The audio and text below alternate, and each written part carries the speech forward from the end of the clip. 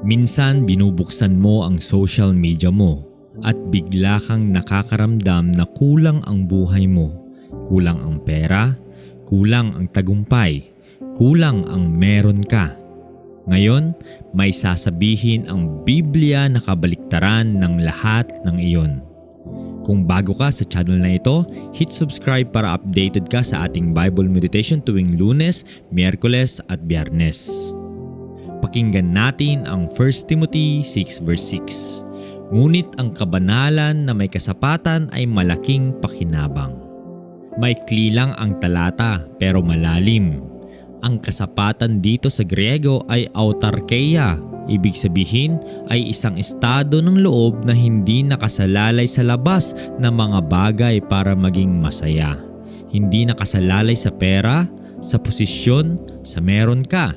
Nakasalalay ito sa kung sino ang nasa loob mo. Ang isa sa pinakamahirap na laban ngayon, lalo na sa panahon ng social media, ay ang laban ng paghahambing. Nakikita mo ang buhay ng iba at nagsisimula kang mag-isip, bakit sila? Bakit hindi ako?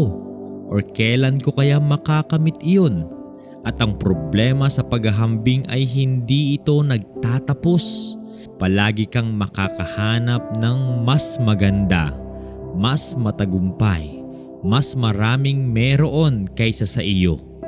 Kaya kung doon mo ilalagay ang iyong kasiyahan, hindi ka kailanman masisiyahan. Pero ang sinasabi ni Pablo dito, ang tunay na pakinabang, ang tunay na kayamanan ay ang kabanalan na may kasapatan.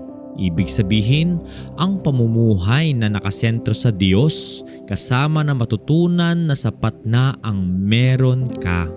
At ito ay natututunan, hindi likas na nararamdaman.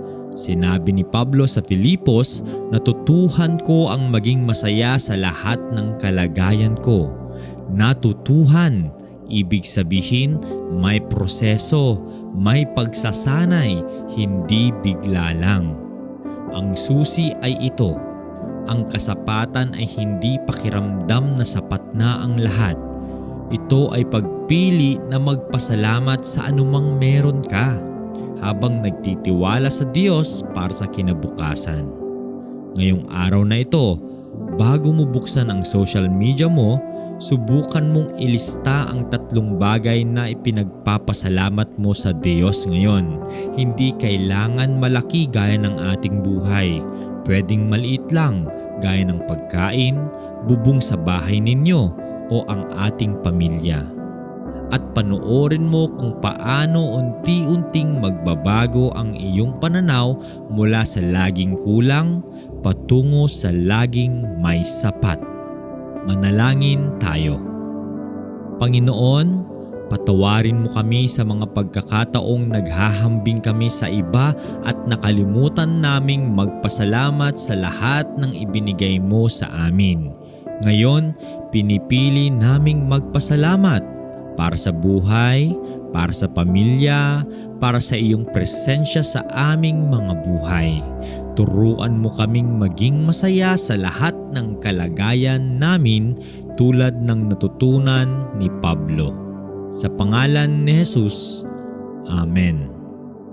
Tandaan, ang kabanalan na may kasapatan ay malaking pakinabang. Sapat na ang meron ka ngayon kapag ang Diyos ang nasa gitna ng buhay mo. I-share mo ito sa isang taong laging nakakaramdam ng kulang ang buhay nila. Mag-subscribe sa Voice of Hope. May bagong Bible meditation tuwing Lunes, Miyerkules at Biyernes. Hanggang sa muli, mahal kayo ng Diyos.